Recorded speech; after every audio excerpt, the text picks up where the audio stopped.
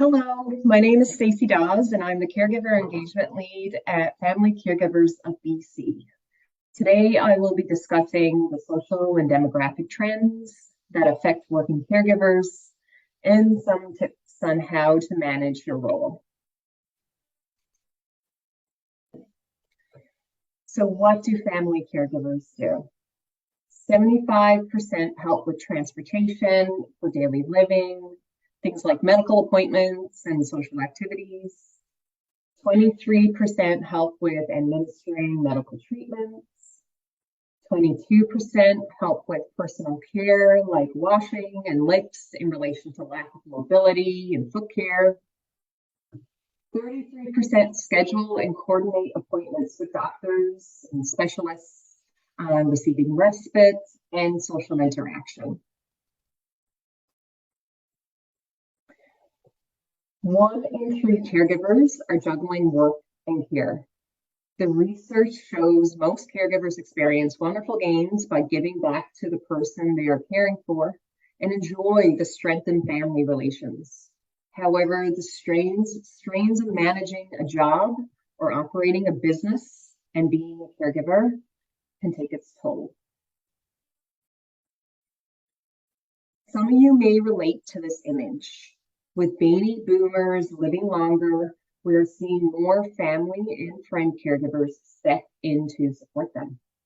This means that you are juggling raising a young family and being a caregiver to a parent or a spouse while trying to succeed in your career.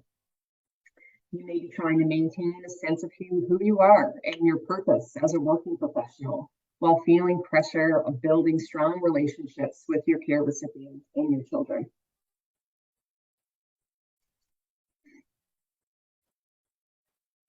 25% of employed caregivers spend up to 30 hours per week caring for their loved one. Caregivers who juggle caregiving with paid employment report that caregiving has had an impact on their work, including being late or having to leave early or missing work because of their duties, their caregiving duties. Furthermore, employed caregivers have reported turning down or did not pursue a new job or promotion because of caregiver responsibilities, as it's difficult to predict the type and the amount and the duration of care that's going to be required. Obviously, an additional stress is the reduction in pay work hours and having consequences on both employee benefits and household income.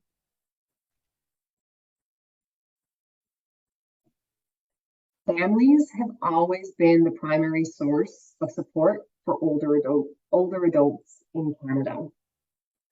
Today, however, sweeping social, demographic, economic, and technological changes that are underway in Canada are altering the face of family caregiving and challenging families' ability to carry on this tradition. Key considerations among these changes are the aging of the Canadian population. Over the last century, the proportion of seniors had increased significantly. This aging of the population resulted not only from increases in life expectancy, but also because of a decline in birth rate. Increased longevity may mean that there will be longer periods of dependency on middle-aged or older adult children or older people, and that adult children may become more responsible for the care of family members from 2 older generations, either in sequence or simultaneously. The aging of the Canadian workforce. The combination of an aging workforce and a declining birth rate suggests that support for the growing older population will be limited. This is also supported by the decrease in family members available to help. An increasing number of women in the workforce. Just prior to the pandemic, nearly 4 out of 5 core age being 25 to 54 years old, women were employed. And this trend is expected to continue. As female labor participation has grown, So too has a concern for the groups traditionally cared for by women, senior parents, as well as children. Changes in family size and composition. The previously dominant family type of a sole wage earner father with a white mother who stayed at home to raise children has been replaced by the dual earner or single parent household. Couples often cohabitate without formally marrying, and in most couples, both partners work. Marriages occur later and are less enduring, and births are later and fewer in numbers. Most children have mothers who work. The number of single parent families has skyrocketed. Many families today are blended families with stepchildren and step-parents, and many families have multiple responsibilities for children and elders who are either living with the families or apart.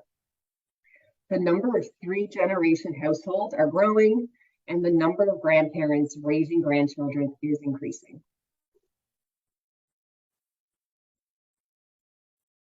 Some of you may relate to some or all of these challenges. As a caregiver, you may be so focused on your loved one that you don't realize that your own health and well-being are suffering. If you're like many caregivers, you have a hard time asking for help. Unfortunately, this attitude can lead to feeling frustrated, resentful, and in some cases, even depressed. Some of these challenges include feeling isolated, ongoing grief and losses, poor self-care, and overwhelming emotions and uncertainty on your day-to-day and your future. Almost 20% of employed caregivers experience physical and emotional health challenges. Managing caregiving and work situations vary tremendously, and no single action plan works for everyone. But here are a few strategies to consider in making a plan and reducing stress. Be honest and proactive. So describe the situation to your employer before it becomes an issue, and let them know that you're committed to your job and want to find solutions that work for them and you. Demonstrating a genuine obligation to provide care versus personal choice is important to include in your conversation. Be honest with yourself and them about the situation. Minimizing your caregiving responsibilities won't help in the long run and will cause additional stress. Learn about available supports. So every workplace is different. It's important to inform yourself about the benefits and support that may be available to you, including human resources policies and benefits.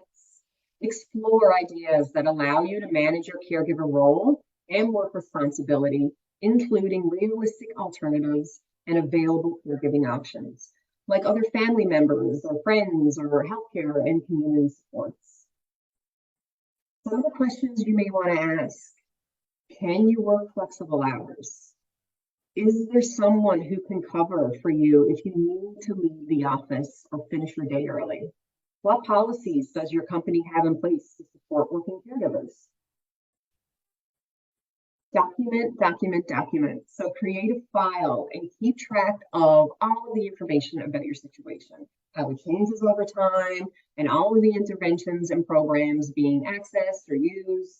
Such documentation serves as a valuable reference when dealing with your employer, your colleagues, doctors, and others involved with the person you are caring for. And recognize the signs of stress. Listen to your body and your mind. Don't wait until the physical or emotional consequences of stress negatively impact you. Small steps and actions go a long way. Identify one way you can support yourself with stress. Maybe it's a 15-minute walk at lunch. Maybe it's 5 minutes of meditation or a support group once a month. Or consider professional help if you're feeling overwhelmed. Some questions that I encourage you to ask yourself as we wrap up today. What do I feel are my biggest challenges right now? What is one thing that would support me right now in my caregiving role? And what do I need support with, and potentially in the future? that will support me in my role as a working caregiver. To further your knowledge, here at Family Caregivers of BC, we have additional resources that you may find insightful. Please visit our Caregiver Learning Center for more information on working caregiving. In closing, I would like to thank you for carving out this time to learn more on your role as a working caregiver. I have so much appreciation for the time and patience that you invest in your care recipient, as well as your role as a working professional. Please take some time to consider your needs, and please reach out to our caregiver support line for further support. At our caregiver support line, you will find staff who are trained, full of empathy, and have time to hear your situation and validate your feelings. You will be able to talk to someone without judgment. From that, you may want resources, and our staff on the line can assist you there too. Our website is www.familycaregiversbc.ca. Thank you for your time and your contribution to the caregiver community.